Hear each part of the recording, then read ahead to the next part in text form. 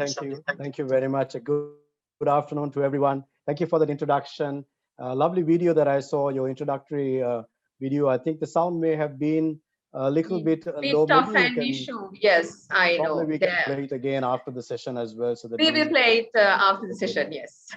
All right. So a very good afternoon to everyone. Nishadi, I believe I can share my screen now, if that's okay. Yes.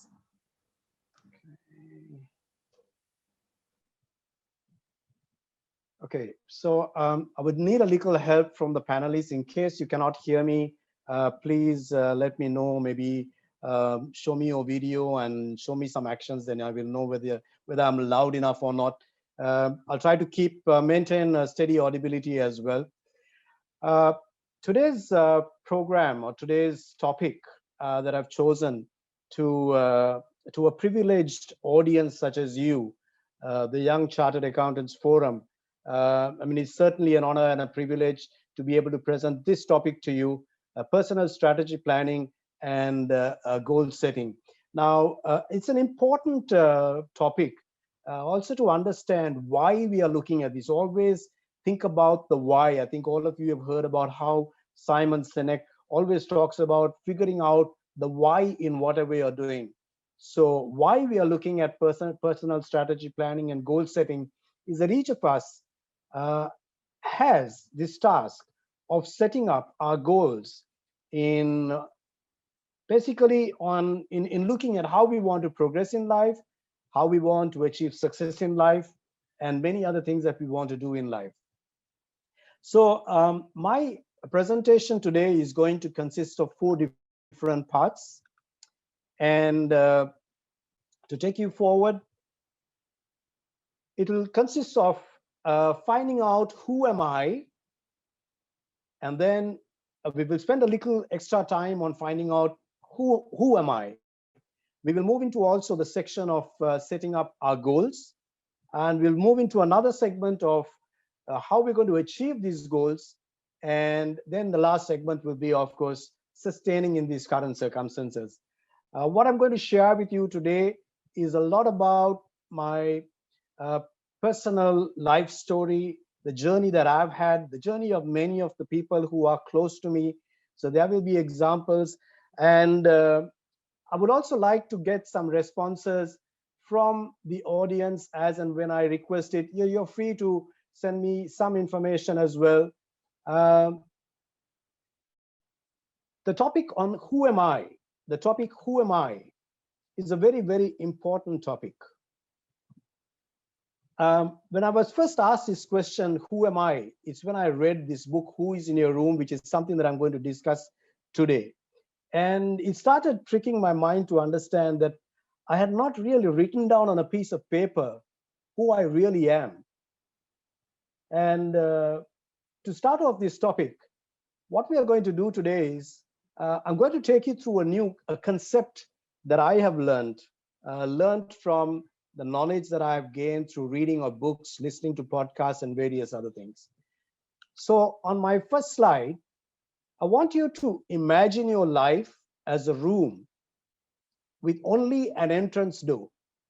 Imagine your life is just one complete room. You're living in a room with one entrance door only. And very important to know about that door is it's an entrance only door. There is no exit, which means if someone walks into your room, there is no way for them to come out. So this is why I mentioned those who come into your room will not exit. I want you to imagine life in this way. And this concept comes from the book, Who is in Your Room, which you see on the screen. So whilst you're looking at this, it's very important now to understand who is in my room, who is going to enter my room. My next slide will take you through a brief video, which I would want you to hear. I hope the volume will be okay. And let's move on.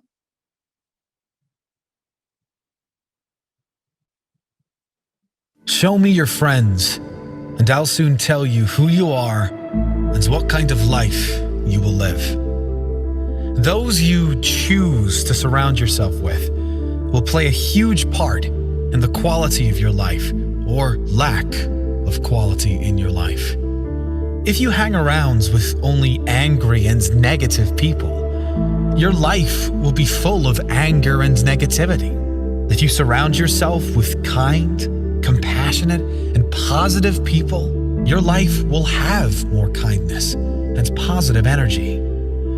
Who you surround yourself with is crucial, and sometimes it is important you reflect on those you are spending the most time with and asking yourself, do I really want these people in my life? If you have any of these people in your life, it might be time to rethink how much time you spend with them, if any at all. It might not be easy to limit or end all interaction with these people if they are friends or family. But if they are not making your life or theirs better by you spending time together, maybe it's time for both of you to move on. Number 1, dishonest people. Number 2, controlling people. Number 3, angry, bitter, and negative people, victim mentality. Number 4, takers, never givers. And number 5, those who have no desire to grow. Show me your... Okay, so we went through a brief video about the people that you should have closest to you, how to choose wisely, how to be amongst the best company that's going to actually help you in a progress in your life. So as you open the door to your room, you have a load of people already in your room. And if you look at who is in your room, you have many people already in your room. Some of these people in your room, you actually had no choice. You could not choose whether they should be in your room or not. For example, family, your siblings, there you have no choice. They're already in your room. So it depends a lot on how you live in your room as well, with regard to your relationships with all those who are inside your room. Very often we've also found out that this room to our door has been swinging open for anyone and everyone to come in. And this is true in my life as well. If any of you agree that your door has been swinging open for anyone and everyone to come in without ever controlling it, please let me know whether it's a yes or a no in the chat box. I'd like to see some information in the chat box so that I understand a little about our participants as well. So just put a Y or an N in the chat box. Has your door been opening and closing just as and when someone wanted to enter? Yes. Or have you been keeping your door closed? No. Okay, we have one yes coming in the question and answer section, just one. I'd like to get some responses from all the participants, because we are going to make this as interactive as possible, as interesting as possible. So you can even input your message into the chat box. Yes. Okay. So we've seen some responses coming. So my question to you was, is your door, or has your door been just opening and closing for people, anyone wanting to enter, just entering into your room? So I'm going to go on the basis of the two responses I've got, because we've got some limited time already. Okay, Amila says no. Lovely to hear that. So we have already one person who's not been opening the door all the time to anyone and everyone. So okay, moving forward now, I'm going to move forward in this on this session now. Okay, so who is in your room? I said family is already in your room. Your parents are already in your room, but you also have the choice of who is going to come into your room from now on. That's a very important part that you're going to practice in this concept. Who is going to come into your room from now on? Now, going forward, again, it's very important for us to understand how will you live with those already in your room, and how will you control who comes into your room from now on. This is the most interesting part. This is where we are going to come into how we are going to do this. So moving forward here, the first thing to understand is Do I know my purpose in life? Do I know my purpose in life? I'd like responses in the chat box. It's easy for me to check the chat box if that's okay by everyone. What is your purpose in life? Do you know your purpose in life? Have you figured out your purpose in life?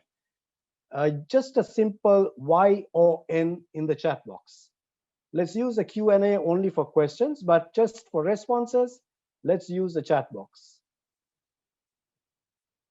Yes or no? Your purpose in life. Have you thought about your purpose in life?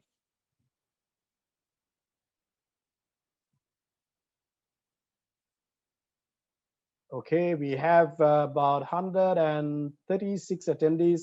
I would like to see some responses at least in the chat box. Your purpose in life, or is this a difficult question?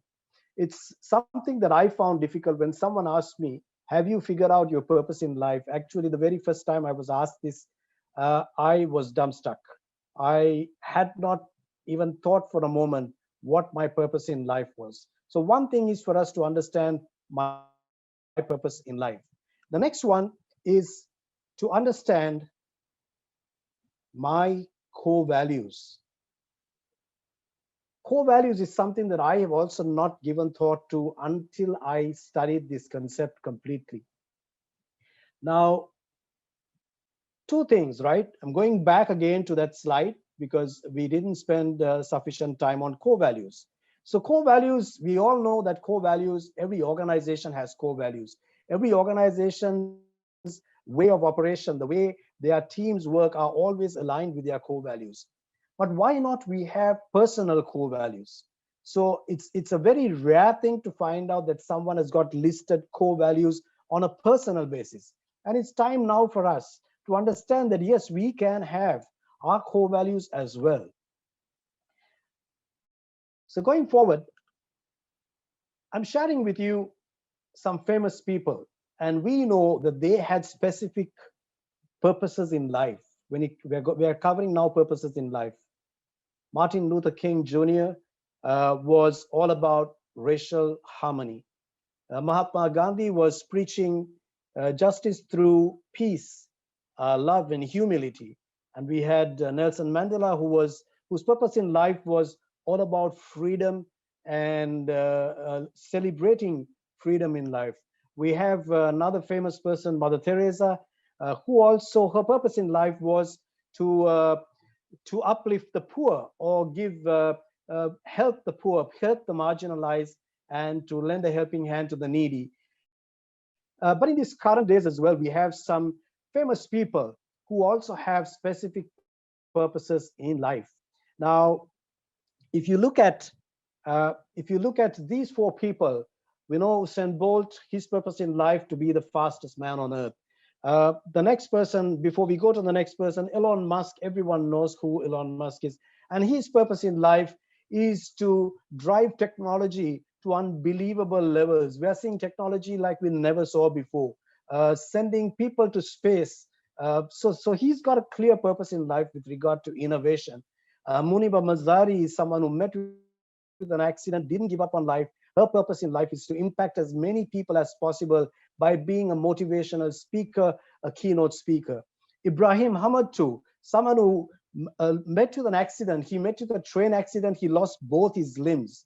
And his purpose in life is to play table tennis in the Olympics.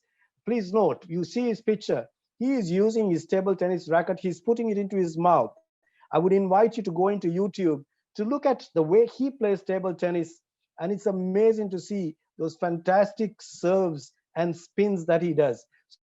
So a purpose in life, specific purpose in life, makes us passionate about life, gives us an aim in life that we can drive towards.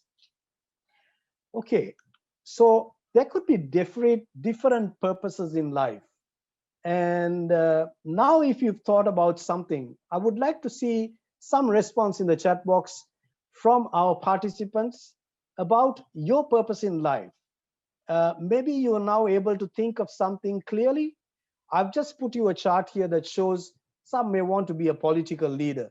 Some would be uplifting the poor. One of you might want to be the best life coach. Some would have a purpose in life fighting against child abuse. Someone will say, my purpose in life is to ensure justice. But if you can share your purpose in life in the chat box, will also be nice for us to understand whether you've been able to figure out something, at least even now, about what your purpose in life is. So we're going to wait about a minute and a half. There is not going to be any wrong answer here. There's no wrong answer when it comes to coaching and training. Everything is the right answer. So I'm reaching out to the audience. Just a one-liner. If you can share your purpose in life, if you figured it out now, what's your purpose in life? I'd like to know. I'd like to know from you. So Nishadi, I believe you will be watching the chat box for me, because it's sometimes difficult for me to monitor the chat box as well. Yes, we are actually getting responses. I think so if I read you, Amila Just says read me a few. happiness. Yes. Amila says it's happiness. Shyamala says it's ensure justice. And Marina, to be happy. Dimutu, to be happy. And Rika's, I think, uplifting the poor. Nalin, to be an influential character. Hazel, make a positive impact to the people I meet. Okay, So fantastic. So this is superb, Nishadi. Yes. This is a fantastic, and this is exactly the response we want from our participants. For some reason, I'm not able to reach out to the chat box, so I will need all the help from you. And I just want to double check with you. You see my screen clearly, because I am seeing something different on my screen, but I think what you see is my slide. Am I right? Yes. Okay. Yes. Thank you very much, Nishadi, for helping me out with that. So we're going to move forward. Now we understand a little about purpose in life. Lots of people want to be happy. We all want to be happy. But it's always good to have a specific purpose in life, which is going to be your vision for life. And this is something that you're going to be really passionate about reaching. Now we're going on to the next point that we were talking about, which is okay, just a minute, which is the core values. The core values that I've displayed here are the core values of an organization that I belong to. I think you would have heard Nishadi introducing me as an area director for Business Network International. This is a global organization. We are currently in 70 countries.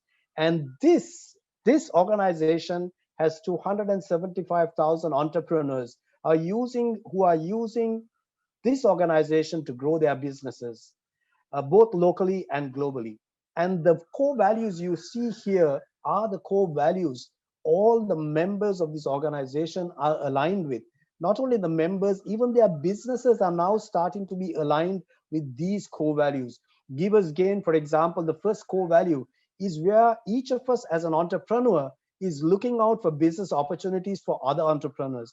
See, in this current day and age, for us to work alone is very, very, very difficult. You have to work together. We are about building relationships, lifelong learning, traditions and innovation, positive attitude, accountability, and recognition. So these are core values of an organization. Now let's look at the core values of possible core values on a personal basis. So I just came up with some of these core values. Some of you might have this core value of, okay, I'm going to save the environment. I'm going to do charity. For me, honesty and integrity is going to be one of my core values. Being authentic is going to be one of my core values. Being compassionate is going to be one of my core values. So many different core values that you could have.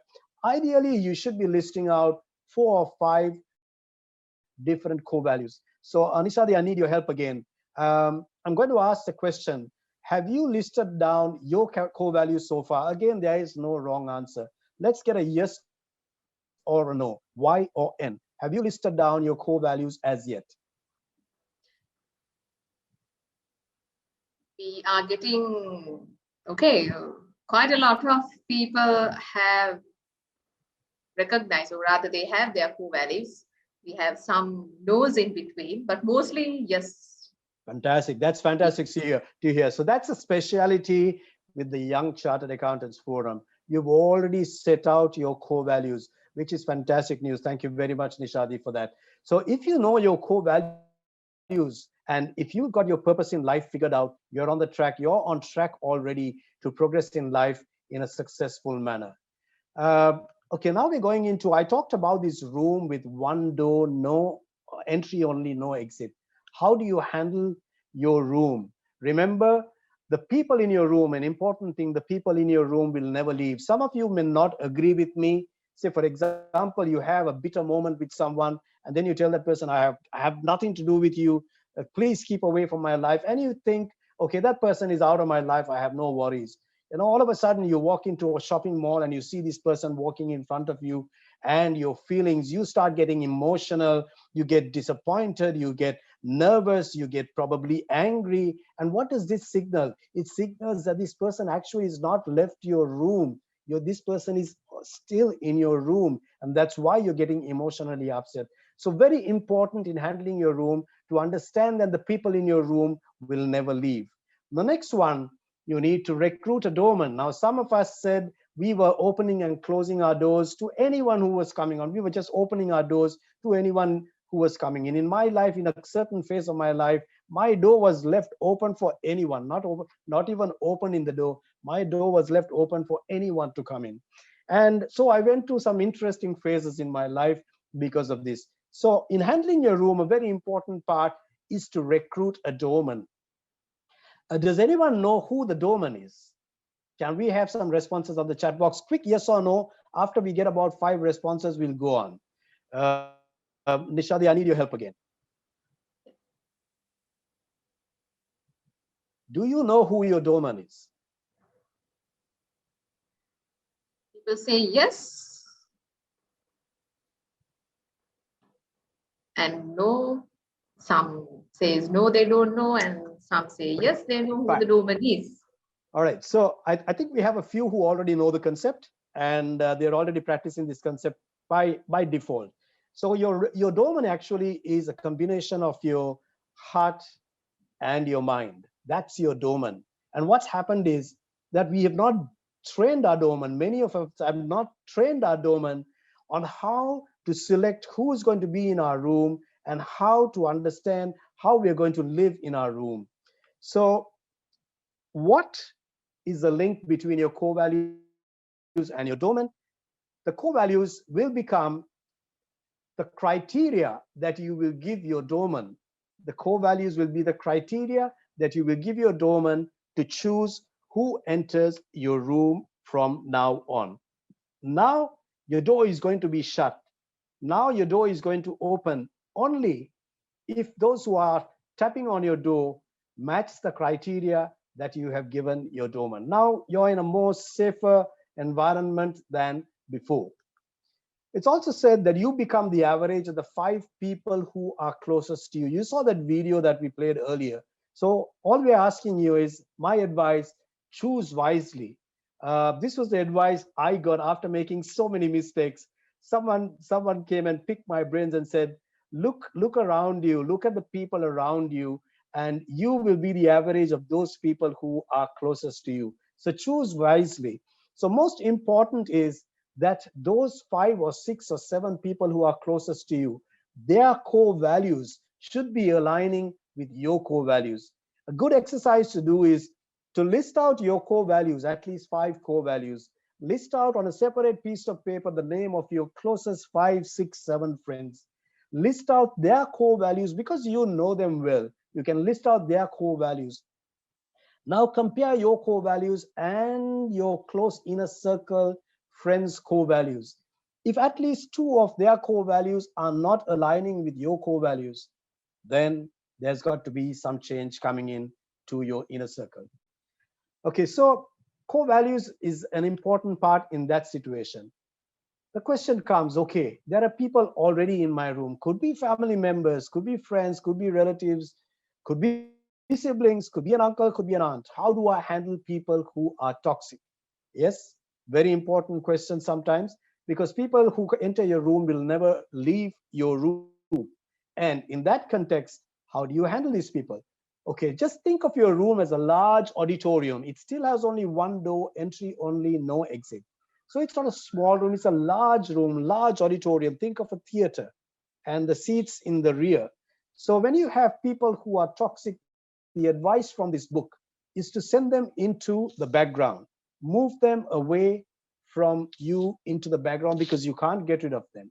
If they are really, really toxic, you can box them up, put a tape around the box, and put them into the shelf until they are ready to come back down again. So this is just a concept for you to think about, because you can't move them out of your life. You can only send them into the background. Then what do you do with the other people, the people who are contributing positively to your life? You bring them into the foreground. Okay, we talked about, I'm going back, this is about how to handle the people in your room, how to handle people who are coming from now on, who are going to tap on the door to enter your room. How do you live in your room? Live life to the fullest. As an individual, as you, as me, it's important that I live life to the fullest. Live in the moment. When I say live in the moment, if you're going out for a meal, let's say with your spouse, your girlfriend, or your family, my advice, have an agreement, switch your phones off, enjoy the meal, live in the moment. When you're taking a walk in nature, don't do anything else. Don't start texting on your mobile or texting some friends or taking a call. Just live in nature, enjoy the nature, enjoy the beauty of nature. Another way to live to the fullest, live life to the fullest, is to be grateful, to show gratitude. Not just be grateful for everyone else, even be grateful for the talents that you have. Be grateful for the capabilities that you have been blessed with.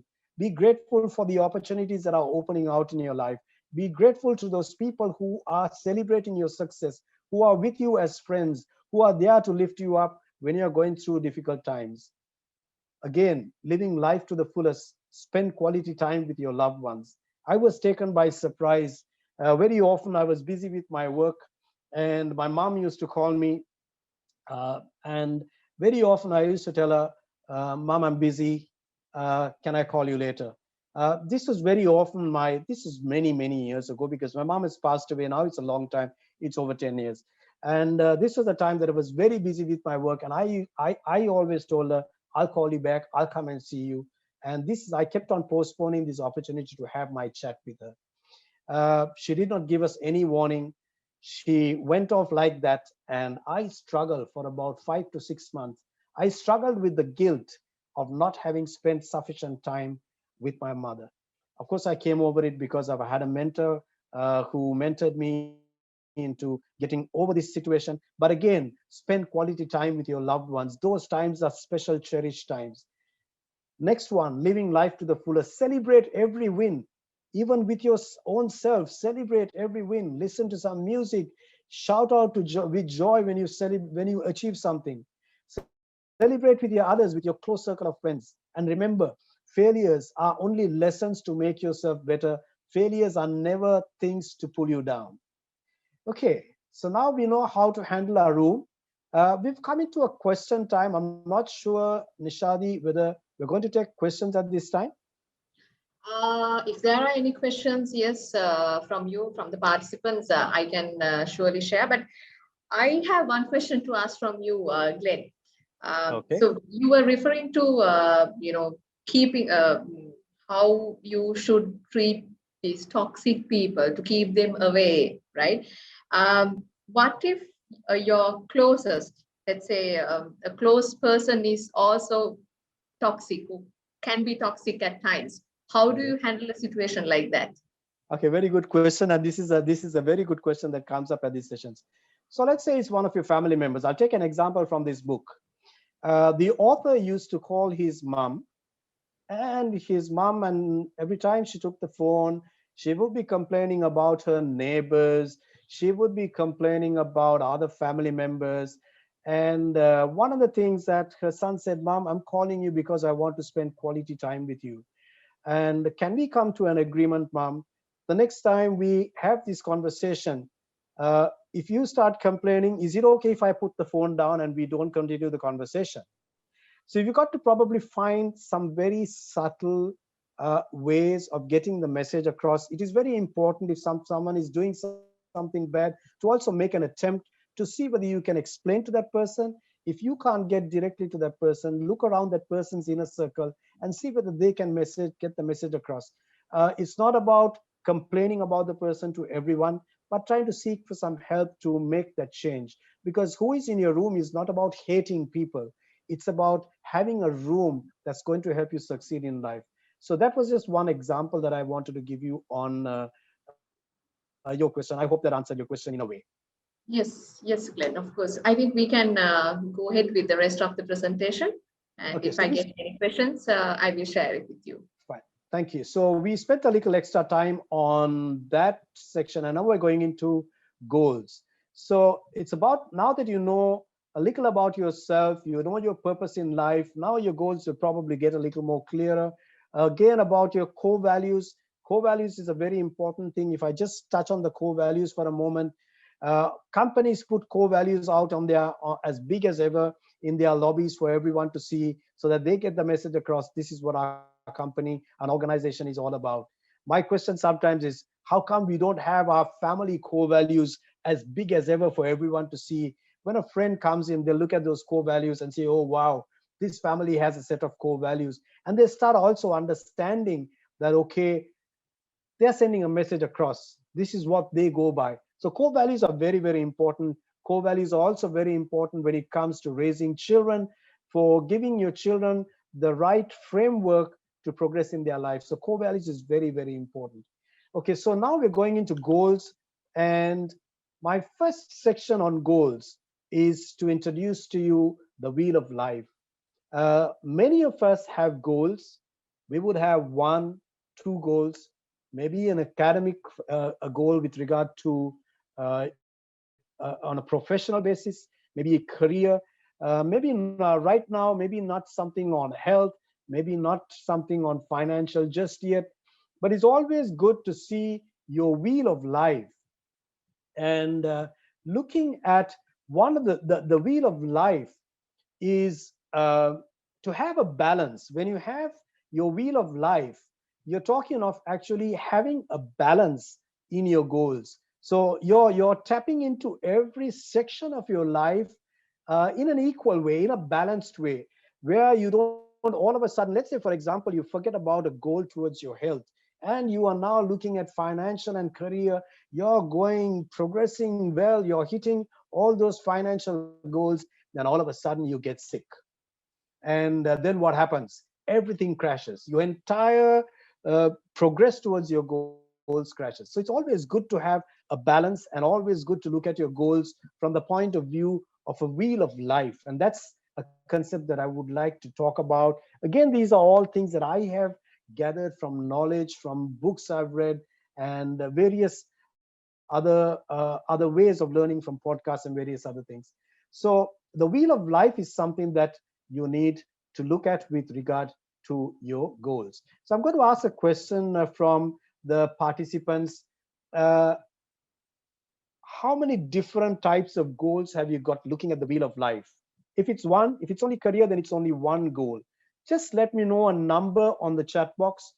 How many out of this wheel of life, how many of them already have been set up as your goals? I just like to see some responses. Again, no wrong answer. No one is judging you. No one is measuring whether you're the right person or the wrong person. So Nishadi, I think you're going to help me. Hazel says she has 3, Farah 4, and Aruna 3, Shelaya 5, Janice 4. Yeah, 4, Awesome. 3, mostly about 3 and 4, I guess. Average of 3, 4. Yeah, fantastic. So this is what is normal, and this is a very good thing. So having your goals already set in the different areas of your life is a very important thing. So now that you know that you have to look at the holistic view of a wheel of life, basically, when it comes to your goals, you know now if you're missing out on anything, just set those up also as your clear titles of where you're going to have certain goals. Now, we're also, I think most of us know this, our goals have to be smart. It has to be specific. It has to be measurable. It has to be achievable, relevant, and time bound. For example, if you go from a health aspect and talk about a goal, right? A very simple thing would be for me to say, I want to reduce 20 kilos as a goal. That in itself is not a smart goal at all. It's just a wish. It's just a wish. I want to reduce 20 kilos. But if I say I want to reduce 20 kilos in 3 months with 3 weekly visits to the gym, okay, 3 weekly visits to the gym, and that becomes a smart goal. You have been specific, you're doing something measurable, you're also measuring how many times you're going to the gym. Maybe you've also got a diet plan included into that. Say, I want to reduce 20 kilos in 3 months with 3 weekly visits to the gym and consulting a dietitian. So it's an achievable goal because you've given yourself 3 months, you've also going to the gym. It's relevant because it's relevant to your health, and it is time bound. You've given 3 months. So a good example, a very simple, basic example of a SMART goal is something similar to this. So I know there are some questions that are being asked. Most of these questions will be answered as we go into the other segments of our program. But if not, we will also answer them after the program. Okay, now I think one was evaluating and setting your goals. So base your goals, as I said again, on the wheel of life. This provides the right balance. You are kind of equally treading on all departments of your life. Important, so you will have maybe 7 different goals or 5 different goals. Prioritize them. There will be different goals, new goals, depending on the phases and situations in your life. Throughout every phase of life, your goals could also change. They could even change to a higher level. You could also have new goals coming in. So prioritize them. Now, look at this wheel of life. Look at the goals you have set. I would like you to go into each of the goals you have set and start rating them on a scale of 1 to 10. So let's say you have a goal set for an ultimate goal set for your financial goal. Rate it on a scale of 1 to 10. Where are you? Is it a 2? Is it a 3? Is it an 8? If there's something that is at an 8, a 7, an 8, a 9, you're at a very, very close level to closing your goal, and actually you're progressing very well. But you will get some goals where you will rate 1, 2, 3. Now, those are the goals that you will need to spend a little more time on how you're going to progress. Maybe you're not really stuck at them. It's not that you don't know what to do about it, but it's probably that you have not set up a plan on how to progress with them at a higher level or at a better level. So rating your goals is very, very important. These are some action points that you can start taking even as you move on after this program to rate your goals and see where you stand. So take the 2 that are the lowest and then start working on those 2 extensively so that you can progress quicker. Now, also map out your plan to achieve your goals. So someone was saying how to keep a firm mindset in achieving a life goal. So it's very important. One is that we said it has to be SMART. Very often, some of our goals are not achievable by ourselves. I would say, to me, to achieve my goals, I need a team of people. I need buddies around me. So you need to also look at that close circle of friends. This is why the people inside your room become very, very important now. Those are your resources. What are the other resources? You can actually gain knowledge on your specific goal. What are the things that I need to know about? Have timelines. That's part of your SMART planning for your goal. Have a tracker. It could be a very basic Excel worksheet, maybe a daily tracker. If you have some daily program that you set up to achieve your goal, you start marking this daily tracker. It could be something that you work out for yourself.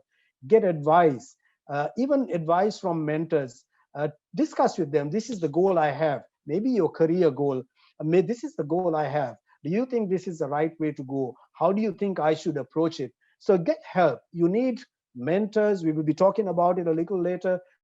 We've all talked about the inner circle that you need to have. You need to have the right people around you as well to set up your goals, to discuss your goals. Another important thing, Very often the goals are just in our minds. We figured it out on our minds. We've not written it down. Or maybe we've written it down in a small diary, and the diary or book is somewhere in a corner. You pick it out only when you're cleaning up or arranging your desk. This has happened to me. I'm talking to you from personal experience. But what I learned in one of the trainings that I attended from a trainer is write down your goals as big as ever. If your financial goal is to reach a revenue of, let's say, 500,000 rupees in 3 years, mark it there. Mark it there. Big as ever, put it on. If your revenue goal for your company this year is to achieve 400 million rupees in turnover in 1 quarter, for example, mark it there for everyone to see, not just for you to see, but for your team to see. So displaying your goals keeps on reminding you, oh yes, I have this goal to attain. Mark these goals. So displaying your goals is very, very important when it comes to setting your, once you've set your goals. Okay, your main goal can be broken up into smaller chunks. So it's important that you divide your main goal into smaller goals. It's like running the hurdles, right? You have to jump over one hurdle first. The runner has not thought about the last hurdle. They've got to run to the first hurdle, then the next hurdle, complete each hurdle, and then win the race. So it's very similar to that situation. Just think of it in that way. Divide your main goal into smaller goals, and then start looking at achieving these goals. And every time you complete each of these smaller goals, you celebrate those wins. It will trigger satisfaction, and it will drive you now to clear the next level. You can talk about it to your friends and say, hi guys, guys, I had this aim to finish this in this week, and I finished it. They will celebrate with you. It will trigger you to drive yourself to the next level. Okay, so that's about evaluating goals. We can have probably questions coming into the question box, which we can take up later. Or Nishadi, is there any way you want to proceed from to the next one? I think you answered the question, like Sajeeva's question, how to keep a firm mindset in achieving a life goal. I would like to ask from you, Glenn, now your goals could change, your targets could change. So how important it is, actually, how often you think we should revisit our goals, and how important it is for us to revisit our goals, to try and align it with our life purpose, or change the directions of our life? Okay, great question. So see, in a company point of view, right, from an organization point of view, I'm sure all of you do it, right? We have reviews. Why do we review performance of people? We do it, some of us do it once a year, some of us do it every quarter. I know people who are doing reviews even every month just to be in peak performance. It's something very similar to that. I would say revisit your goals, review them every month. Review them every month, satisfy yourself whether you are at a satisfactory level. Should this be changed? One important thing in setting your goals, this is why purpose in life comes into play, core values comes into play. Then it gives you a better picture of setting up your goal. So revisiting your goal, one of the things that I learned from one of my trainers recently, the goal post does not change. Only your strategy to score the goal changes. So maybe the different people that you're going to pass the ball to will change. The strategy, how you're, so it's about, I would say, review your goals, revisit your goals once a month. If you need to do it even faster, if it's something that is very urgent, do it even quicker, but revisit your goals very regularly. You decide on the time frame, rate it the way we are saying 1 to 10, rate it, and then see how you need to progress. I hope that helped you in some way with your response. So what you mean to say is, yes, your goals could change, but always make sure that your final goal post, that you reach the final goal post. You know, there could be deviations, there could be time lags, and your ratings could change, but still it's up to us to make sure that we achieve the final goal post at the end of the day. Am I correct? Exactly. You're spot on, Nishadi. So you've helped me in my session today. You've contributed in a big way. Thank you so much. you very much for Thank that. you. So Thank you. that Let's was an go with important the line. lesson. Okay. Thanks. Let's continue with the rest of the presentation. Okay. So we are moving into now the next section, which is achieving our goals, achieving my goals. And I'd like to share this quote from Nelson Mandela. It always seems impossible until it is done. This is so true. Once you set up this goal and you think, no, I'm definitely not going to achieve this, so many negative things will start bombarding you. And there will be even people saying, this is an impossible goal. But just remember, it's only impossible until it is done. So it's the most important thing is to get going, to get it done. A few things with regard to achieving your goals. Just do a study now on a few things. Currently, where do my thoughts lead me to? Where do my thoughts lead me to? When I'm just thinking aloud, where are my thoughts going to? Are they going all over the place? Or are they focused kind of on what I want out of life? Another one, where do I spend my money? Very important thing, right? We're all earning. Some of us are probably still studying. Some of us are going to be working. Some of us are already working. Where are you spending? Where am I spending my money? And how do I spend my free time? So these are a few things for you. I'm not going to dwell too much into this. These are a few things for you to just probably write the questions down and answer it for yourself. Before we look at how we are going to achieve our goals, these things may need to change a little if they're not in alignment with the goals that you're trying to achieve. Okay, so moving on now to the most important part, achieving your goals. We already said display your goals. And what I mean is do your vision board. Your vision board should be the big picture of what you're going to achieve in your life. Your vision board is not just only about your career. Your vision board, just one of the trainings that we had, the vision board was we give a whole lot of magazines and newspapers with a lot of pictures and ask people to set up their vision board on a very big board, on a very big cardboard, right? A huge cardboard. And on that, we found people, there was one person who had even cut a picture of a Ferrari and put it on his vision board. So with regard to the wheel of life, look at where you want to be considering all that, and then do a pictorial vision board. This vision board is also another thing that you're going to display large as ever for you to see, for everyone else to see, so that they too can help you and they know what your vision is all about. So cover the wheel of life, and again, like Nishadi said, visit it consistently. Go back to your vision board. Try to get that message, that positive energy coming into your mind. This is the vision that you had, and this is what you're going to achieve. Set up your daily action plan. Maintaining consistency is the key. I would say that daily progress in all departments of this wheel of life is very, very important. It's important to ensure that each day is a productive day. I know sometimes when you say this, it means that we're telling everyone, no, you need to be working every day. No, it could be a holiday. Even if it's a holiday, make it a productive holiday. So whatever you're doing on that day, ensure it's productive in its own way. So set up your daily action plan and maintain consistency. The start of each day is the key to maintain traction and progress towards your goals, and that's maintaining self-discipline. So start of each day is very important. When I say own your mornings, I'm inspired by Robin Sharma. If you read his book, The 5 a.m. Club, it's a lovely book to read.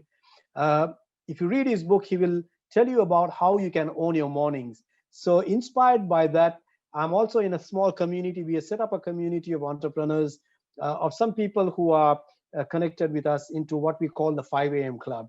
So the 5 a.m. Club, basically, we all wake up at 4:30 in the morning. We get out at 5 o'clock. We are all mostly outdoors people. And we start our morning routine and our workout. Just 20, 30 minutes, we are back again. That drives us to make it a great day. So the Robin Sharma's sharing is that you own that first hour of your morning, break it up into 3 slots, 20, 20, 20, 20 minutes of workout where you really sweat out and exercise yourself. That gives you all the necessary energy mentally as well. It releases the required chemicals for you to start thinking positively. It takes away all the anxiety and fear. So you've already started up on a high note. Then another 20 minutes for meditation or prayer or whatever it is for you. And then another 20 minutes and quickly going through what you are going to achieve each day. So you have already, when getting up, waking up early morning, you are well ahead of everyone else. Probably your competitors are still sleeping, but you are up and about. You have set out your day, you've owned your morning, and you're off to a great start. So when you come back after all this, you have a great breakfast, you have a healthy breakfast, and you're ready to really have a power packed day. Another important thing is to appoint an accountability partner. I told you we are in a community. So what happens in this community? We have a WhatsApp group. Each of us has to track our workout on the health app that we are using and share it on this community WhatsApp group. So it's kind of an accountability. We now have our latest challenge is to do 10,000 steps a day. I've been able to do it for about 3 days in the week, but I don't have time, not finding it enough time, but it's a challenge. But I know people who are doing 10,000 steps a day every day. This is as part of their health, reaching their health goals as well. So accountability, you start posting this on the group, and then it's being challenged. There's a bit of a competition. And then you have these accountability partners calling and asking you, Glenn, what happened? I didn't see your post for 3 days. Have you been okay? Are you not well? Or have you given up on the routine? And then all of a sudden, okay, you restart and you're back again. So the accountability partner will also measure and help you measure and track your progress. Also to remember, each of us has a 168-hour week. I'll send you a link maybe after the session. If someone can remind me, I'll post a link on the chat box. That will be a typical 168-hour sheet. What is 168 hours? We all have 168 hours every week. Elon Musk has 168 hours. You and I, all of us have 168 hours a week. So it all depends on how we use the 168 hours. Very often, a lot of us say we don't have time to spend towards achieving these goals. When you fill out your 168-hour sheet, you will understand how much more time. So when you fill it out, mark the amount of time you give your body a rest. That is where you are sleeping. How much of time do you spend watching TV? How much of time do you spend digital on your phone, on WhatsApp? How much of time you spend on Facebook, on various other social media? How much of time you spend on your work, on your studies, on reading a book? So when you fill this out, you will understand that there are some areas in your 168 hours which you can actually adjust. There are some areas where you have a lot of time, a lot of break time, which you can probably take a book and read. So I'll share a link. It will be just a typical 168-hour worksheet, but you can have your own worksheet, maybe make it out into one A4 page. It's just a one-time exercise for you to understand how much time you have on your hands and how you should adjust your time. So give me a reminder at the end of the session, because I'm unable to reach to that link right now. Okay, you will realize how much more time you have during the week. Instill good habits. Very, very important here is to instill good habits, good daily habits. Track your digital time, your social media time, how much of time you respond to emails. Very often, a lot of us go and put up our computer in the morning in the office, and from morning to evening, we are responding to every email that comes in. What does this do? This actually takes away from your concentration on various projects that you've lined up, tasks that you've lined up. So my advice is to set up different timings. Maybe 8:30 to 9, I will respond to emails. You can't wait till evening to respond to emails. There may be some important time. Also train the people whom you work with. If there's something urgent, please take up the phone, give me a call and say it's urgent, and I will respond immediately. So have some time slots allocated for the digital time. Very often we are getting carried away with digital time. We take our phone to do something, and then there comes a WhatsApp message. We get distracted. Now we want to respond to this WhatsApp message. It's not the end of the world if you do not respond to that message immediately. So have some proper timing, instill good habits. That's what we mean. Get sufficient rest every day. Do not break rest. I know I was a person who used to take my phone to bed. So my timing to go to sleep was probably about 10 o'clock. 10:30 is the max. Otherwise, I can't get up at 4:30 in the morning. There are some days I need good rest. I have some friends also who used to do the same thing. And we realized after discussing that most of us were actually spending at least 2 hours on our phones in bed, more time on the phone in bed than during the day. And what does that do? Your 10 o'clock sleep time comes to almost midnight. You've got to get up the next morning. So sometimes your daily habit is gone. Wake up in the morning is gone. You're going tired to work. So get sufficient rest. And by not doing that, you will be training your body clock. You will be disciplining your body clock. When you don't have a set time to sleep and wake up, your body clock gets disrupted, and everything within you is also getting disrupted. So it's very important to have proper timing as well. Okay, be consistent in gathering knowledge relevant to your goals. Check the podcasts, check YouTube, TEDx, check the internet, go attend webinars like you are attending today. Get maximum knowledge that you need in the different fields relevant to your goals. That's very, very important. The other one is learn from the best. I mentioned earlier, select your mentors. I have a mentor, a spiritual mentor. I have a motivational mentor. I have a mentor for my health. I also have a mentor for someone who is a business consultant who is a mentor. So I have 4 different mentors, and I reach out to them with anything that is on my mind regarding these areas. Select your mentors, have mentors. If you don't have mentors right now, you can also start using virtual mentors. My virtual mentors are Robin Sharma, Tony Robbins, Les Brown, Brandon Bouchard, Simon Sinek is one of my top virtual mentors, and various other leading speakers, keynote speakers. So I use virtual quite a lot in gathering as much knowledge as I can, especially for my trainings and other things as well. You can do that as well. So learn from the best. It's all open to us. We have enough of time to learn from the best. Most important, slot in some time at the end of the day. Reflect at the end of each day and celebrate your achievements. What are you grateful for? What did you achieve? What project did you complete? Celebrate it, write it down. In fact, there is an app, there's a mobile app. I think it's on Play Store, probably on Apple as well. Gratitude app, where at a specific time, the app will open up and you just mention what are you one thing that you're grateful for the day. This will also help you to list out what are the things that you should stop doing.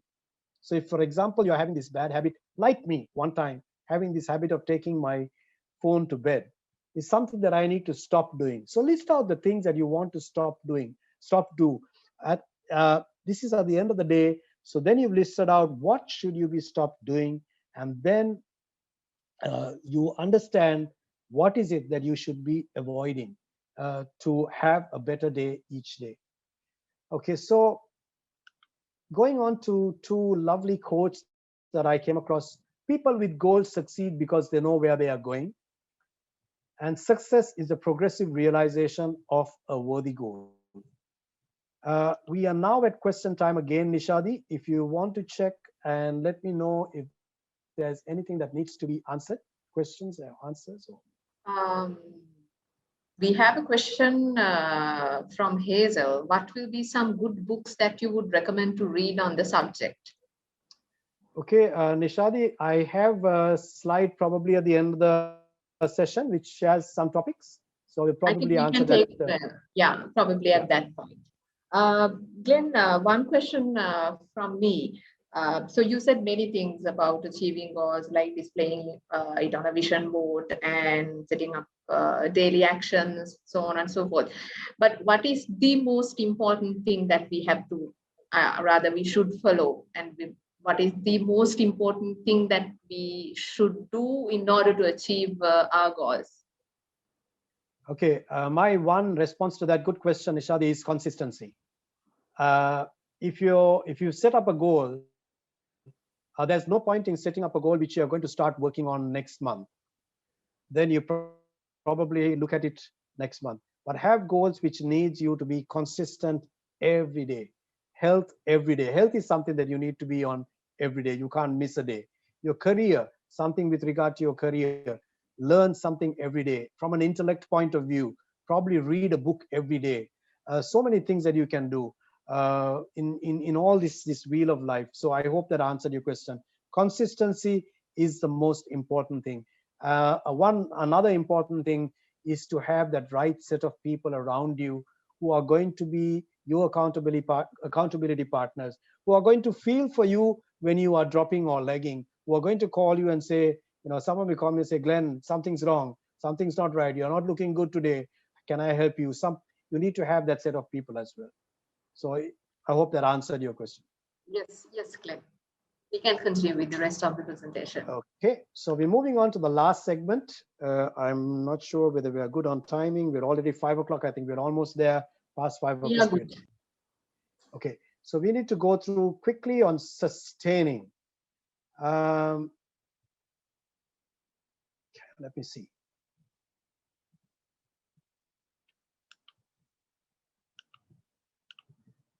Okay, so different important areas when it comes to sustaining. One is passion. Be passionate about what you are doing. To be passionate about what you are doing is to be keen, to be interested in something. So your goals have to personally interest you, and then you will be passionate. Never give up on being passionate on whatever you are doing. The next one is innovation. This current time, innovation is most important. I was sharing earlier on today, as Sri Lankans, we all know to make a cup of tea, right? Every one of us. If you don't know to make a cup of tea as a Sri Lankan, I think that's kind of a red flag. What's the red flag in this current time? Not moving into innovation. So getting online and having a session has to be as easy as making a cup of tea from now on. Setting up a Zoom meeting, setting up an online meeting, looking at the various technological advancements, that has to be your cup of tea from now on.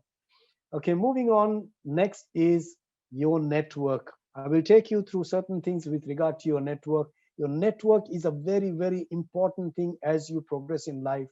If you do not have a network, I can tell you from what I've learned, especially in keeping with the organization, being connected to this organization, Business Network International, how important the network is. And we will go on to that as we go on through the slides. The next one is, we've already shared this, is gratitude. Be grateful to yourself, be grateful to people around you, show gratitude to those who are in need. Remember that what goes around comes around. What I do to others is going to happen to me. Good things that I do to others, good things will happen to me. And there is always the situation that there is good that happens. You do good, good comes back to you. So always remember, what goes around comes around. So be grateful. And last of all, make a difference every day, not just in your life. Make a difference in the lives of others. You will see your life, the passion for you to live each day, going to a completely different level. Get that satisfaction that you've helped someone. Get that satisfaction that you've helped someone achieve that goal, reach that level, pass that exam. Get that satisfaction that you have contributed in a big way, not just to only your life, but to someone else's life as well. So sustaining through the current times, we're going through a few points. As I mentioned, be passionate about what you do. Never ever let the circumstances around you affect your passion. Whatever circumstances that are taking place around you, do not let it reduce your passion. You will find ways of how you need to work around whatever circumstances you have to face. I'd like to share a story of a friend of mine who was an event planner. And when March 2020 came in, all events crashed. So one of the things that I saw is a lot of event planners closed doors. But this friend of mine, he was so clever and he was so passionate about event planning. He continued event planning virtually. He did not make money out of it, but something great happened to him. He started from week one, he started webinars. He started webinars on various topics, on technology, on how to survive in these current times, on how to market your products, on how to generate revenue, various topics. He got leading speakers to join him on the webinars. He actually moderated the webinar, and he was the one who was hosting it as well. He got in a lot of leading speakers. He got people from the government to come in and advise people on what are the relief measures, various topics. And what did that do to him? His connection, his network increased to an amazing level. Another thing it did to him, during that time when most of the event planners had actually closed up, no one was seeing them even on Facebook or social media. Everyone was seeing my friend, and he was top of the mind. After a few months, little by little, after 6-7 months, events were trickling down, awards ceremonies, awards nights, things like that. And he was top of the mind of everyone. So just by being passionate, he was able to survive the most difficult, probably the most difficult time through his journey as an event planner. In addition to that, he gathered a massive network. He's now got connections to all the top business leaders in Sri Lanka. Okay, going forward, next one, innovation is the key to sustain. As I said, Zoom, going online, going digital. As an example, right? One of the things we have as advice from a business perspective, if your business is not available on someone's phone, you might as well forget about it or close your business. Your business has to be visible on the screen, on the display. It has to be available. So this is something that my company, I belong to a family business, a 65-year-old company, very traditional business. In traditional family businesses, very rarely do you use innovation. You use a lot of old methods. But having joined Business Network International, having seen those core values, how they apply those core values into their business, how they progress, a business that started with 4 members, and in 35 years of progression, they have come to 275,000 members. I only saw them as a successful organization. I started looking at the same way they looked at business into my business. Innovation was one of their keys. We used to have our weekly meetings in person, but we didn't miss even one meeting. We went immediately online. We had the same ambience of very difficult, but we maintained the same ambience, positivity, energy in our online meetings that we had when it was offline. So innovation is the key. In my business itself, we embarked at the most difficult time in March 2020. We embarked on a brand new product, which is now becoming something that is much in demand in the corporate world. And if we had not done that, and that has become our biggest revenue earner. Again, within the organization, it's important to make sure that every individual in our organization is geared with the right innovation and is geared to grow with innovation. So innovation is the key to sustain. My tagline there is innovate or die. Okay, the next is health is wealth. We already talked about health is wealth. Look after your health. As an example, you can do all the things that you want to do. You can achieve all the things that you want to do. You get sick, you have a big problem, everything comes to a halt. And what happens? You're spending big money for the laboratories, you're spending big money for medication, you're spending big money for health, and a big break from your progress as well. So health is wealth. Always look at your health. Do good, keep yourself fit, eat good food, keep yourself trim, and monitor everything that's taking place. The next one is the most important. Your network is your net worth. This is what BNI teaches us about. Again, choose the right people, those who will bring value to your life, those who will value you, those who will celebrate your success. You will be amazed at how much the right network will contribute towards helping you achieve what you want in life. Join a community. Toastmasters, I know a community that's promoting people to read books, and they get the readers to come and present the books. So two things happen. One is that you start reading books. The other one is that you get used to public speaking and the training side of it as well. I know the same community is now inviting people to author their own books. Again, the community that I'm in, Business Network International, is a community of entrepreneurs and spread around 70 countries around the globe. We are always growing in business with our business opportunities, where as a community, we are building business relationships globally. The next one is collaboration is the only way forward. Not just the way forward is the only way forward, not competition. Today in my company, in my business, we are working with people whom we treated as competitors 2-3 years ago. What happens when you're collaborating with them? You are using their network, their infrastructure. You're reaching out with your product to their network. They are reaching out to my network with their product. So collaboration is the key, and you cannot imagine how much of work you can do together collaborating. We are doing projects together, projects that normally I would have said no because I didn't have one component of the solution. But by working together, by collaborating, we are able to do more work. Next one is constantly sharpen the saw. Constantly sharpening the saw is again your knowledge.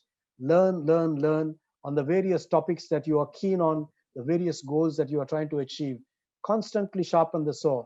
When the saw is blunt, you can't saw and you can't saw the wood. So you need to constantly keep oiling, keep sharpening the saw. This is about keeping on top in everything that you're doing, gain that knowledge from whatever way you're doing it. So constantly sharpen the saw. The other one is never give up. I take Elon Musk as an example here. Check one of his YouTube videos where he says, if I had to give up, I would have had to not have any more life left in me. That would be the only time that I would be need to give up. Until then, I will never give up.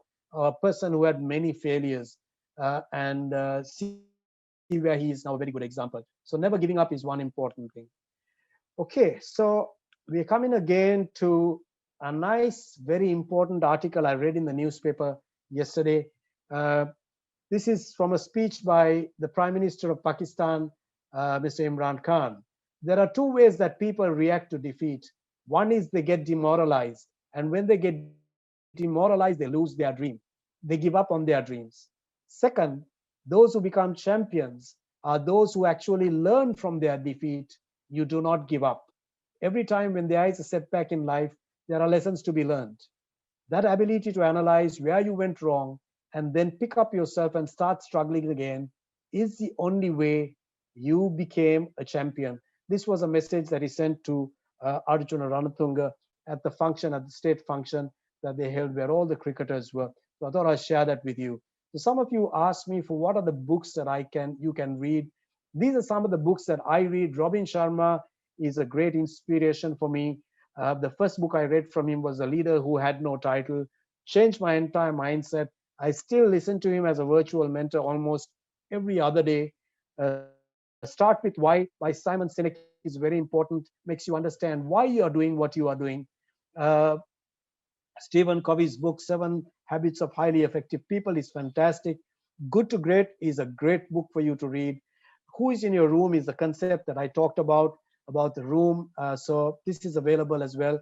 Almost all of them are available on Amazon for you to download and read as well. I'd like to move on now to a very important part. I would like you to. One day a young boy asked his father, what is the value of his life? Instead of answering, the father told his son to take this rock and go sell it at a market. If anybody asks the price, raise 2 fingers and don't say anything. The boy then went to the market, and a woman asked, how much is this rock? I want to put it in my garden. The boy didn't say anything and raised up 2 fingers. And the woman said, $2, I'll take it. And the boy went home and told his father, a woman wants to buy this rock for $2. The father then said, son, I want you to take this rock to a museum If anybody wants to buy it, don't say a word and just put up 2 fingers. The boy then went to the museum, and a man wanted to buy the rock. The boy didn't say a word and put up 2 fingers. And the man said, $200? I'll take it. The boy was shocked and went running home. Father, a man wants to buy this rock for $200. His father then said, Son, the last place I want you to take this rock is to a precious stone store. Show it to the owner and don't say a word. And if he asks the price, just put up 2 fingers. The son then went to a precious stone store. He showed the rock to the owner. Where did you find this stone? It is one of the most rarest stones in the world. I must have it. How much would you sell it for? The boy put up 2 fingers, and the man said, I'll take it for $200,000. The boy, not knowing what to say, ran home to his father. Father, there's a man that wants to buy the rock for $200,000. His father then said, Son, do you know the value of your life now? You see, it doesn't matter where you come from, where you were born, the color of your skin, or how much money you were born into. It matters where you decide to place yourself, the people you surround yourself with, and how you choose to carry yourself. You may have lived your whole life thinking that you were a $2 stone. You may have lived your whole life surrounded by people that saw your worth only for $2. But everybody has a diamond inside of them. And we can choose to surround ourselves with people that see our value and see the diamond inside of us. We can choose to put ourselves in a market or put ourselves in a precious stone store. And you can also choose to see the value in other people. You can help other people see the diamond inside of them. Choose the people you surround yourself with wisely. That can make all the difference in your life.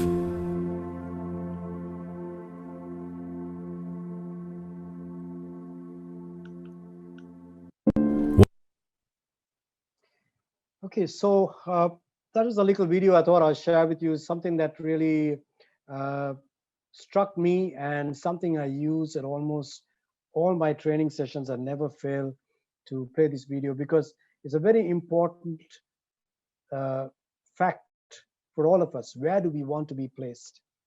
Do we want to be looked at as a value of $2, $200, or $200,000? The same stone looked at. So it all depends on where you are going to place yourself. A very important message. I'm sure you will find this on YouTube. This is not videos that I have set up. This is something that I've picked up from YouTube. So use your digital time also very effectively to look at things like this. So the next one is about taking action. We're at the end of our session. I've just listed out points that you need to take action on. Figure out your purpose in life. Set out your core values. Do you think we can get you to frame your core values and put it up big as ever in your room, maybe in your home, maybe to give people the right message that this is the values by which this family is aligned on? Who is in my room? Start figuring out your goals, wheel of life. We already mentioned 168-hour worksheet. I will share the link in a little while. Daily progress, your routine and habits. Figure out what you need to stop doing and what you need to start doing. Accountability partners and buddies, very, very important. I see a question, what should we do after the failing of the goal achievement, even after following all the steps? Has happened to me many a time. Look at the people who have achieved success in similar or the same goal. Do not feel bad about going and reaching out and asking for help. There could be some hidden secret in what they did. So reach out. When you're in doubt, ask for help. When you're having difficulty, ask for help. Accountability partners and buddies. Look at joining a very positive community, a community that will add value to you, to your life, to your growth. Look at your network. Remember, your net worth is your network. It's not what you know, it is whom you know as well. Very, very important. Innovation is the key. Do not forget, mentoring is very, very important. have the right set of mentors. And with that, I'd like to close my session, thanking you all for a fantastic session, wishing you all massive success. The picture you see on my slide is a picture I captured during an evening walk, just with a mobile camera. And this is something, this is living in the moment. So I'd like to invite you also, go out there, take a good walk after today's session, enjoy nature, get together with some friends, talk about life. Over to you, Nishadi. I come to the end of my session. Thank you very much, Glenn, for that very interesting and insightful session. And I'm sure it was very useful to all our participants. And for me personally, it was really useful. So I would like to remind our participants that we will be sharing the feedback forms link shortly. And also, I would like to invite you all to send your questions via the Q&A tab. Please feel free to answer any questions from Glenn at the moment. So let me, start the Q&A session by asking you this. So we talked about core values, the importance of having core values and identifying your life's core values. But for a person who is new, or rather who is just going to start or think about his or her core values, and a person who is about to, jot down his goals or her goals, what and how do you put your core values into practice? Okay. If you can share your, more of a practical, in the practical sense. So how can I put my core values into practice, especially when it comes to maybe Okay, your so career or, yes. good question. I'd like to talk about an example from the book in itself, Nishadi, if that's okay. So there was this father and mother, the parents, who were very concerned about their 18-year-old daughter, who had a boyfriend, and they found that she was spending a lot of money that was given by her parents. She was just spending it, and little by little, they also found that her belongings were going missing. Her watch was going missing, her jewelry was missing, a lot of stuff from the house were missing. And they did a little check on what was happening, and they realized she was out most of the time. They did a little background check on her boyfriend, and they found out that sadly he was a drug addict. And she had not seen this situation. She had been, virtually carried away by the thrill of having a boyfriend and all these things. And they took this problem to one of the authors. This book was actually co-authored by 3 people. And this author explained to this family, asked them one question: do you have core values for your family? They said, we've not even thought about it. He sat down with them and he helped them to set up their core values for their family. And they were amazed at what this was going to do. They called their daughter, she was not a drug addict. Thank God she had not got into it. They had a session with her, 1 hour. It was family time. They actually called her also and set up the core values for the family. So maybe one core value was never entertain drugs, or no to addictions, or no to abuse, maybe spread love all the time, some various core values that they would have put in. And after about 3-4 months, they found their daughter spending more time at home and not going out. They came up to her and asked her, what happened? You've changed a lot.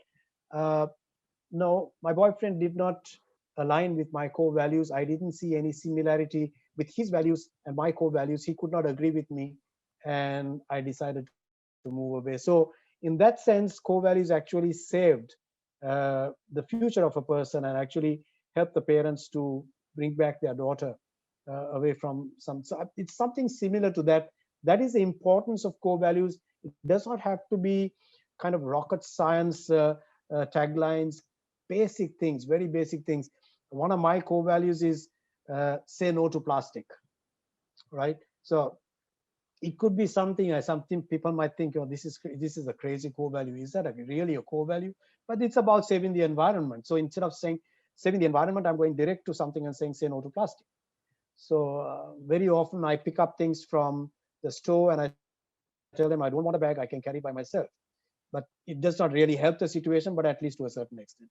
I hope that somewhat answers some of your part of your question. Yes, yes, of course. So we have another question. How do you allocate enough time on activities that contribute to your purpose in life and reduce time wasters? Okay, this is a fantastic question. So take a piece of paper. So see, one of the things, right, I practice in my organization. If you come to me with a problem, come to me with some solutions as well. All that we will be doing is help you to choose the right solution. We're not going to give you a solution because you know what the solution is. We all know, we have a hunch of what the solution is. So you've already given the solution, time wasters. Take a piece of paper, list down all your time wasters. Just list down all your time wasters. This 2 hours on the phone was a big problem for me. It was a big issue that I had, and day in, day out, there was the time that I told my spouse, can you make sure that I don't bring the phone when I'm going to bed? Can you make sure that the phone is out of the room? And that's how I really got help in taking this phone away from me. Every now and then I do get the temptation, but I realize, again, this is a time waster. What do you get? I probably listen to something on YouTube which is not relevant to my goals at all, something that I really can't change in my life. So write down the time wasters. As you've identified them as the time wasters, just move them out. Just move them out. I hope that answers somewhat the question. I think stemming from what you said, it's important. And nowadays, of course, we are so much used to, and we hardly spend any time without our mobile phones. I think once in a while we should go for a digital detoxification. At least then your mind will be fresh, right? Okay, so we have another question. How do you suggest that we ensure our personal values are matching with the work that we do in the current job and when considering a new job opportunity? This is a bit more career related, I would say. Very, very important. So whatever job you're doing, right? If you're not happy doing it, just don't do it. Even if it means taking a decision, probably even after this session. If you're not happy, ask yourself, why are you not happy? What are the things in your work that are not helping you to grow? What are the things that are really not helping you achieve your dream? Once you started figuring that out, you will make a move and you'll look at where you're going. I'll just give you a good example of from my own family. And this is actually my son who decided to embark on a career. His first job was to join the hospitality industry. And it was a very glamorous industry. It was a lot of things, you get to meet a lot of people and stuff like that. But there is a different side to it. If you're not strong-willed, if you're not a person who's got proper good daily habits and stuff like that, you can get carried away. So he was posted out far away from Colombo, and he had to stay in the quarters. Most of the other people from that area, from that hotel, were coming from in and around the area.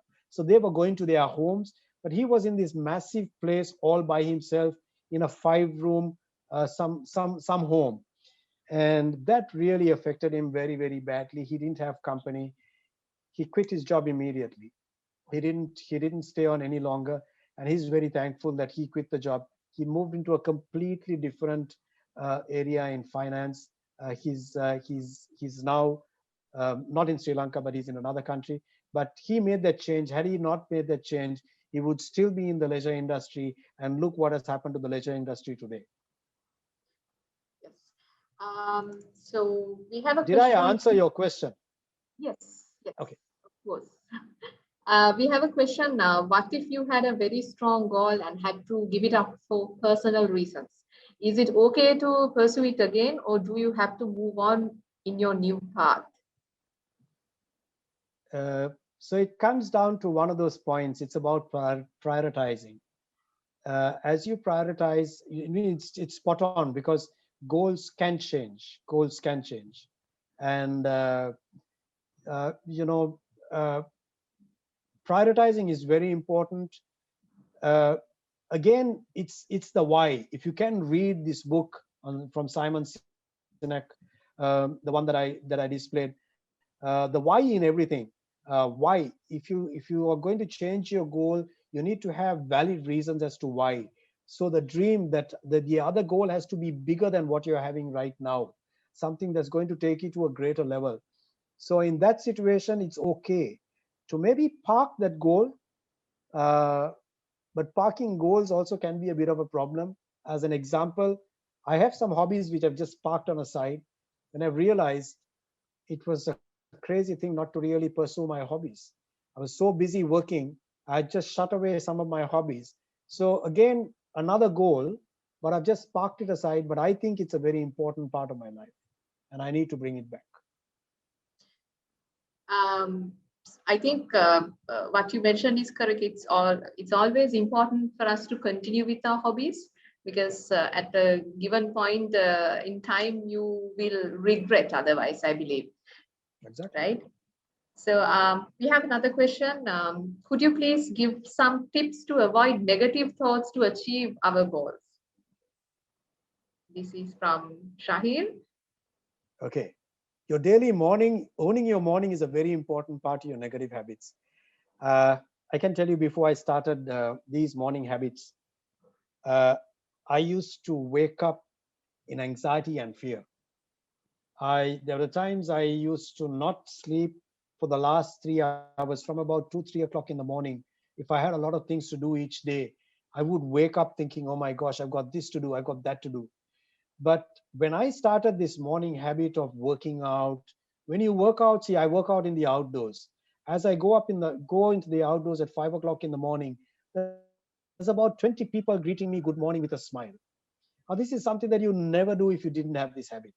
What better way than starting up your morning with everyone saying, have a great day, happy morning? And they are all working out.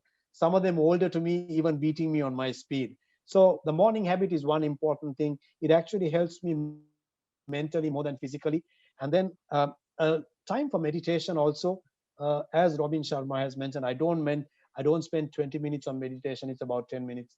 And then setting up your morning, the routine, what you're going to do. So that is one. The other one is to be around positive people. Uh, Take the word negative out of your vocabulary. Don't even mention it in a normal conversation the way I'm mentioning it. In this organization, Business Network International, we are prohibited from mentioning the word COVID at any of our meetings. We don't use the word pandemic, no COVID, nothing, no virus, absolutely nothing. So we don't even talk about it. So maintaining positivity is all. One thing is that you need to be positive. You need to have a positive environment. You need to be around positive people. You need to have positive habits. I hope that answered that question. Yes, stemming from the question and also the answer, I would like to know your thoughts on the concept of law of attraction. I think it is connected to what you just talked about. Definitely, I agree, spot on. So it's again the law of attraction, right? So if you've already thought that you're going to fail the next day, you are definitely going to fail the next day. I'll tell you a good example. There was a person who was invited to an important meeting, and he lied. He lied and said, I'm feeling sick, I'm having fever, and I'm unable to come for this meeting. You know exactly what happened? The guy really got fever. He didn't have fever when he mentioned it. Just to give you a little example of how uh, the universe works, and it's basically it's again about the faith you have in yourself, the faith you have in everything that is around you. And if that's something positive, if you believe you are going to achieve something, I'm not saying everything is going to be a rosy picture. Everything is not going to be tickety boo. If it is so rosy, then there's something wrong. You're going to go through a process. But even those difficulties, those hardships, look at it in a positive way. Understand, yes, I have to face it, whether I like it or not. This is another learning for me. So law of attraction definitely works. What do you think? I know sometimes I think, there's some crazy thought that comes and says, okay, this is going to happen. This person is going to meet me today. For some reason, I've thought about this person. All you know is that person is already calling you for an appointment to meet you. So definitely works. Has some sense in it. Yes. That's right. We have a few more questions, Glenn. No problem. If a close person in our room has very conflicting core values to that of ours, how do we handle the situation? Okay, so you have to make some strong decisions. Some of them are tough decisions. I told you, imagine you're in a large auditorium, so you're probably having about 100 rows of seats. You'll have no choice. One choice you'll have is to move them to the last row, the 100th row, so that you don't see them constantly. Of course, there is this other concept. You're being given boxes and big tape and a rack. So just put them into a box, tape them, put them into the rack. When they're ready to come back, then you can unbox them and we bring them back closer to you. So that's you have to make some hard decisions. I can tell you from my own experience, one phase of my life, I was a party animal. Friday, Saturday, Sunday, you would not catch me at home. It was a phase of my life which I actually learned a lot of lessons. Had I not changed from there, I would still be partying. I know once some people of that set are still partying, but I've taken a decision. I can't do that anymore. That phase of my life is over. And it's not that I love them very much. I love my friends very, very much. It's just that I can't fall in line with some of the things that they are doing. So we meet at different times, but not in that situation. I hope that was an answer. So, so we may have friends, colleagues, partners joining this knowledge forum. So you talked about, having the correct people in your room. Can you suggest some ways that we can support each other to be successful? Again, yeah, thanks. Good question. So go down to, again, core values. I think I mentioned to you, look at those closest people to you, write down their core values, see whether they align with yours. You don't have to align with all your core values. If you have 6 core values, they don't have to align with all 6 core values. But if they at least align with 2 of your values, then you're in the right circle. You can do things together and you can improve. So that core values would be one. Also look at their interests, whether they have similar interests as you. Again, coming back to the question of positivity, see whether there are people who will actually contribute to you positively. Contributing is not only to help you, people who will celebrate your success, who will not say, oh, that guy is succeeding, I need to beat him. Not that type of person. People who will actually succeed, will actually join you in your success. So that's the type of people that we need to have around. And it's not hard to find. Everyone around can be part of your circle. It's just that you need to start mixing around and also sharing some of this information with the people around you. Lots of the people around you may not know this information, but it's something that you could actually share and help people also in their lives. I hope that was an okay answer for you. Yes. So I think we have, with the time limitation we will have to end our session. Okay. So before we end the session, Glenn, I would like to ask you whether you have any parting remarks, and also we got so many insights and inspiration from you from this session. Thank you very much for that. And before we wind up, how do you suggest that we implement the actions and follow up, moving beyond this wishful thinking and start living the life we desire? And if you can answer that question, and if you can share some final remarks about the session, we can end the session with that. Okay, thanks, Nishadi. So I probably won't have a time to say goodbye after this. We'll have to probably log off because I can see you've gone 15 minutes beyond the time. My parting words is, one is about being passionate.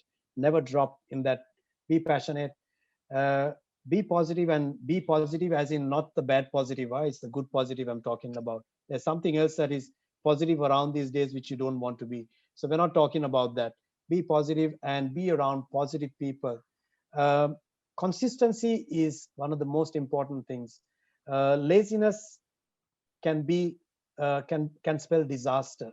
So I would say, even you're taking rest, that rest that you get overnight is more than sufficient. If you're really feeling tired, have that quick nap, 10 minutes, 20 minutes during the day if you're really feeling tired. But again, have some breaks also when you're doing your work. You can't be on Zoom at your computer looking at the screen for 8 hours at a stretch and think that you've done a great thing. I worked for 8 hours.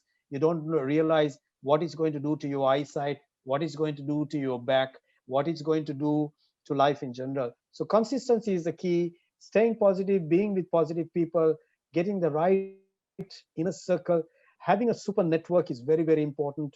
Daily healthy habits, own your mornings, very, very important. I'd like to know down the line as we go along, if I get some good feedback that you've been able to set up some of these habits in your life after today, Nishadi, I would love to hear those things from the audience. If and when you get this information, please share it with me, because if I've done something, if I've been able to impact, then I'm happy. And I'm really happy to be amongst this session. I think we were at about 140 one time. Now we've gone 15 minutes over. So thank you very much, Nishadi. A pleasure being with all of you. A pleasure being with this audience. And thanks a lot.